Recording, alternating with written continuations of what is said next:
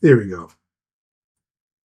Hey, you guys, it's me, and I'm back again. So, I want to put together really kind of almost a mini docu series on what we do here at OnStagePLUS. I've been seeing it for a while, and I got different things put together, and it's just been crazy. But I'm trying to make this as easy as possible so I can really keep up with it. So, we have been contracted. We're going to be going to Detroit, Michigan in 5 more days. 5 more days, and we're going to be the broadcasting for BOMESI. BOMESI is a Black media collective of about 350 Black-owned media outlets around the world, and they're having their conference in Detroit, Michigan. We were just there in March for the Sean Fair Leadership Tour, which we broadcast that live. So we'll be there for a few weeks, for about 4 days. Hopefully I'll be there for a few weeks. Oh, thank you. So, um, I'm going to be getting everything ready, and it's pretty tough because it's not really tough, but there's a lot of stuff I don't want to forget. So I put my checklist together, and because if you say you're going and you get to the East Coast and you're coming from California and you go, oh man, I really wish I had not forgotten that widget. Well, you either find a way to buy that widget or you do without that widget. Because you can't say, oh, I'm going to hop back to California real quick. I'm not at that level yet. Okay, so just sitting here trying to think what we're going to be taking, and really don't want to be taking a lot. We do have our media credentials, so that does get us some bag waivers, but I cannot have it to where we're taking too much equipment. So I've got to be really cognizant of what are we doing, what are we going to need to do for the shoot, and how can I streamline it. Of course, our cameras go as carry-ons. I do not trust my cameras as bags because checked baggage rather, because if something gets lost, I don't want to think about that. So I guess I'm gonna show you guys what we do while I started really packing and really kind of trying to get everything together. We got the itinerary yesterday, so I've been in contact with one of the staff members from BOMESI, kind of letting us know. Oh, okay. David, you're amazing. Well, thank you very much. So letting us know what we need to do for the itinerary, what days we need to arrive. And I guess we'll be arriving actually at midnight, 12:45 on the 6th. We need to be there today because the day of the 7th is when I guess their alumni and everybody, the first early arrivals come there. We need to be able to capture that as well. So I told them we definitely have to be there before the 7th. So we'll get there the night of the 6th, and let's get everything together, go interface with the AV team, see how we need to set up, what we need to set up, things of that nature. And yeah, that'll be great. All right, I'll be back.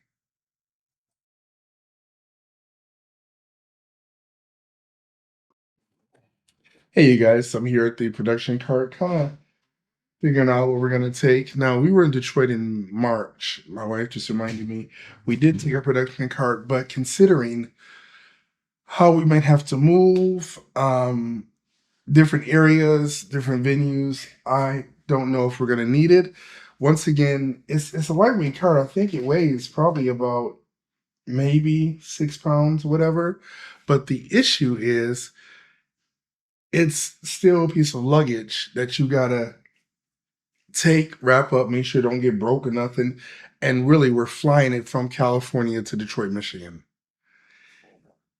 Is what we're going to use it for worth it to the extent that we would need to take it? Now, I'm thinking yes. I'm thinking yes. Because as you can see, I'm sorry, my ear is junky here. Forgive me. It's got our and this is not the way it normally set up, but I've got normally if I'm saying we're gonna do our audio, I have my roadcaster here. I kind of pitched the idea to the people over at BOMESI a minute ago to one of their staff members that, hey, what if we did like an audio interview station where we literally people can kind of come and we can set up like a little podcast and then they can talk about real quick about what's going on with their business or their experiences. So it's not just like an interview like on man in the spot or street kind of interview, but they can really get kind of cycle through and people can kind of ask questions or talk about their experiences or whatever have you. And it's a portable kind of station where we can move it to one area. We're not just holding, we got to sit up in this area and everybody cycle through.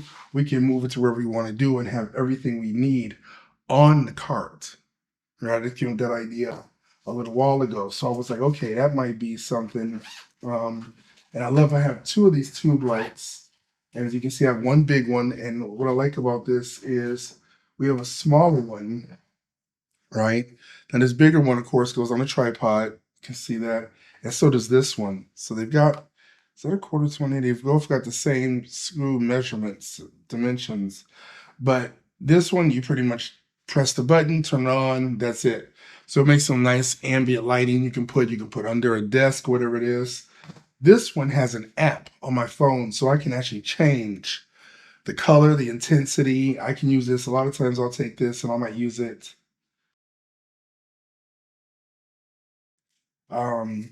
for like paparazzi. So if I'm sitting here, like last time we used it to kind of just emulate like somebody getting their pictures taken or whatever, when they're sitting being interviewed, it does random strobe patterns, things like that. So I thought that was pretty cool. And of course I can change it. I can set the intensities here and all that. So I definitely have to take this because I never know when this is going to come in handy, for the accent lighting, things like that. But once again, I've got to be cognizant because this is not just us packing up a vehicle in our car and then driving somewhere and things like that. This literally, everything you've got to look at is, am I going to have to pay for it? Does it fit? Is it under the weight limit? I know we did a certain amount of baggage being media we get waivers for, but still, some of the stuff we still have to pay. So we don't want to take a whole gang of stuff if we don't need it. All right, we went to Detroit in March and I actually brought, I think, 2 or 3 things that we did not use at all. Did not use at all. And I was like, shh. And it was like baggage that I think we paid for one of them and we didn't use it. So I'm like, I want to make sure I'm making smarter choices this time. Like that. And this is our ear tech.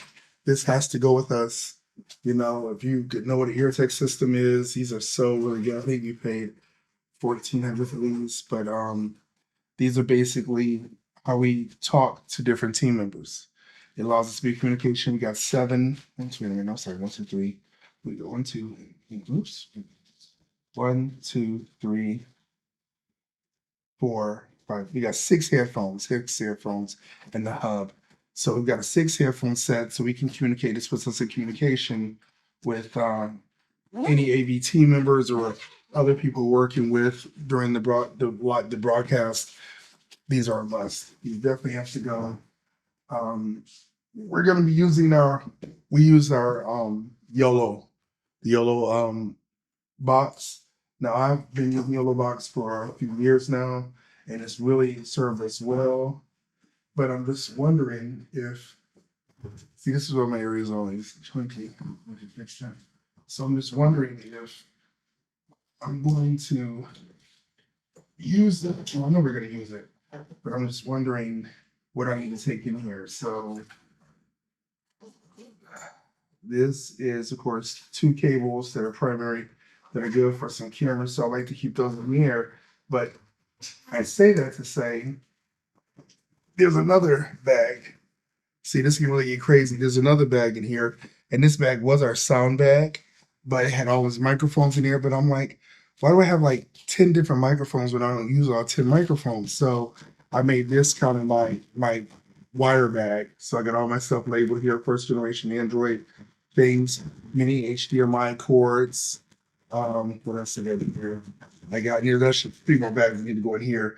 Micro USB and USB cords. But then I also have my because my wife and I, we own this equally. So the Shure mics, these are great, but these were in boxes and just 3 of the boxes filled up the whole bag. So what I do is I took them out and I make sure they're going here, but it can minimize so I can still get the microphones, without having to really have all that bulk. And now we got, of course, I got batteries in here. These are under 100 watt hours, so we can fly with these. If they're 100 watt hours or more, they actually would not be able to be flown with. We've actually taken these back and forth. But these are V mounts. We use gold mounts on the Sonys, but we do use V mounts for the lights if we're going to take the lights. So I'm asking, are we going to take the lights? I think you have to. You can't just leave it up to what they have there because bad lighting just makes it would be not terrible. watchable. Right. So we just have to find some way to make sure that we have control. You have to control lighting. You have to control sound. Right. As best as you can. Right. Okay. So I had an idea too. On the Rodecaster, I just kind of pitched this idea at the BOMESI a few minutes ago.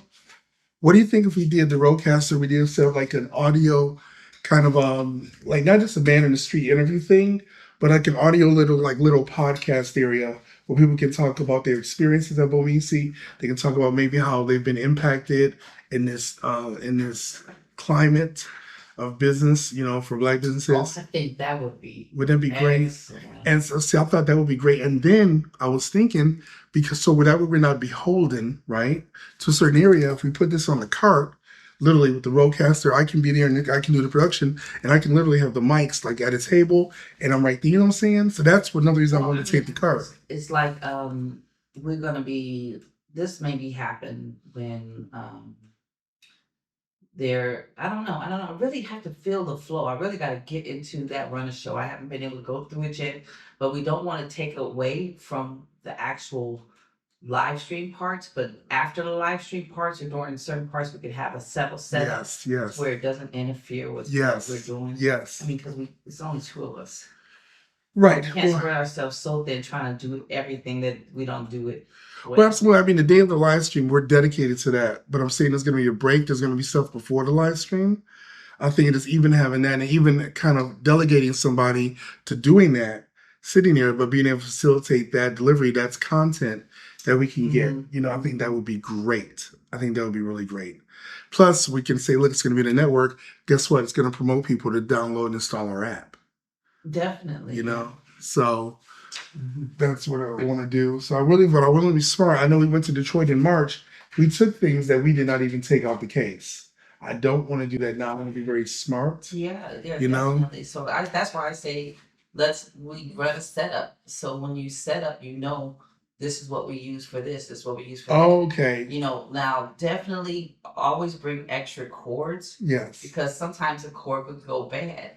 Right. You can't foresee that. It's like, oh man, this was working just the last time. So speaking of time to be trying to right, and we're not. I don't know, figuring out why it doesn't work. Right. I'm just gonna ask this. I know your answer is probably gonna be. I'm just gonna throw it out there. We're not taking any of these cases, are we?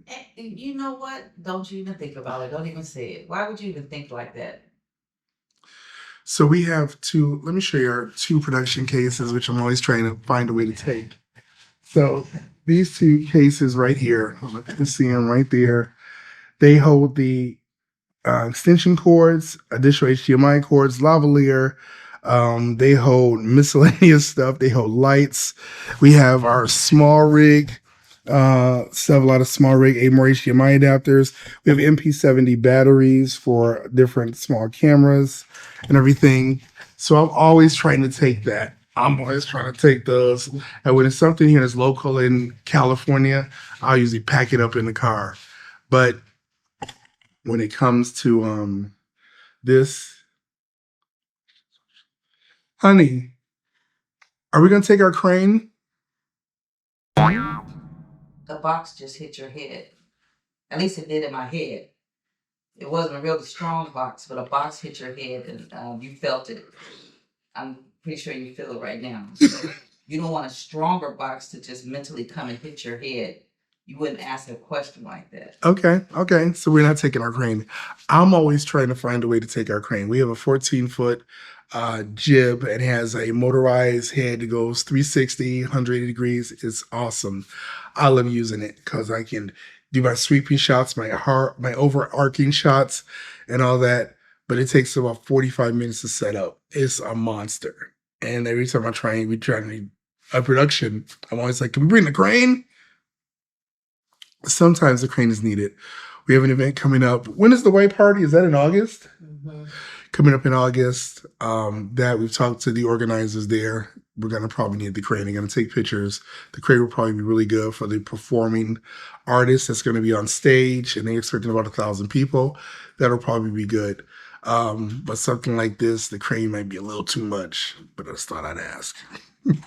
So that's what we're doing. As she said, I got to set up. I'm going to set up for what we exactly would need, so that way I can say, okay, this is where we're going to run this, and this is what we need. And I think that's brilliant. That's really smart. All right. Well, I got to get back to work. I will check in with you guys later.